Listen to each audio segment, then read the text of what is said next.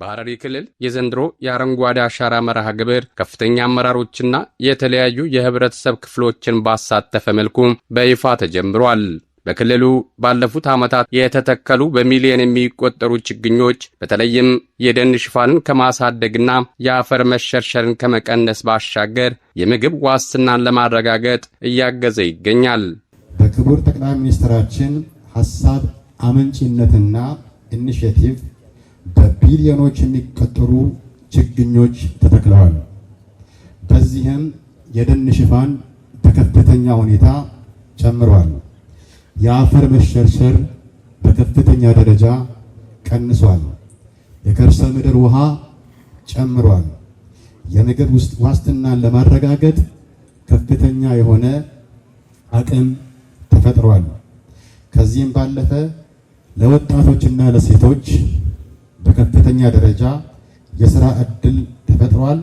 ከሁሉም በላይ ሀገራዊ አንድነትና አብሮነት እንዲሁም በዚህ ሥራ ላይ የመተባበር ሁኔታዎች በከፍተኛ ሁኔታ ጨምሯል። የዘንድሮ የአረንጓዴ አሻራ መርሃ ግብርም በዋናነት የምግብ ዋስትናን ለማረጋገጥ በሚያግዝ መልኩ 1.7 ሚሊዮን ችግኞች ለተከላ ዝግጁ ተደርገዋል። ከተዘጋጁት ችግኞችም የፍራፍሬ ዛፎች አጠቃላይ 70% ሲሆን 1.2 ሚሊዮን ችግኞች ይይዛል። የደን ደግሞ 20% 0.3 ሚሊዮን ችግኞች ይይዛል። የተቀሩት 0.2 ሚሊዮን ችግኞች ለእንስሳት መኖ የሚሆኑ ናቸው። ችግኞችን ከመትከል ባለፈ ተገቢውን እንክብካቤ በማድረግ ለፍሬ ማብቃትና በመርሃ ግብሩ የተገኙ ውጤቶችን የበለጠ ማጠናከር ወሳኝ መሆኑ ተመላክቷል። ትልቁ ስራችን ችግኝ ማዘጋጀት ብቻ አይደለም።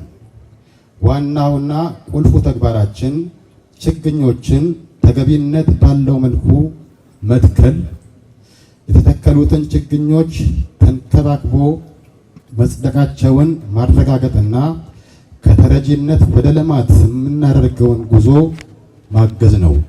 ዜጎችም መርሃ ግብሩ እያስገኛቸው የሚገኙ ዘርፈ ብዙ ጠቀሜታዎችን በመገንዘብ በላቀ ተነሳሽነት እየተሳተፉ ይገኛሉ። ተስፋን ያመጣ በአይንም የሚታይ በተግባር ተሰርቶ ተቀይሮ በአየር ለውጥ ብቻ ሳይሆን በፍራፍሬ ምርትም ብናይ በተለያዩ በምግብ ራስን መቻልን ጨምሮ እንግዲህ ሁሉም ሲደመር ያለው ለሀገራችን ያለው ተስፋ እስካሁን ያሳየው በጣም ከፍተኛ ነው። የአረንጓዴ አሻራ ንቅናቄ ከተጀመረ ወዲህ እንደ ሀገር አቀፍም እንደ አካባቢያችንም ብዙ ለውጦች እያየን ነው የምንገኘው። እንደ ምሳሌ የአረማያ ሐይቅን ማየት እንችላለን።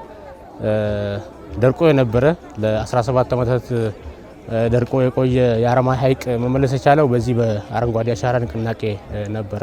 ፋይዳው እንግዲህ ያው እንደሚታወቀው እንግዲህ አፈር መሸርሸር ጋር እንግዲህ አገሪቷ የምትደረደርበት አንደኛው ግብርና ነው። ይሄ ለም አፈር ከተሸረሸረ ማምረት አይቻልም። ስለዚህ ከኢኮሲስተሙ ከመጠበቅም አንፃር ችግኝ ፋይዳው ብዙ ነው። ለሚተከሉ ችግኞች አስፈላጊውን እንክብካቤ በማድረግም ከዛሬ ባለፈ ለመጪው ትውልድ የተሻለች ሀገርን ማውረስ ይገባል።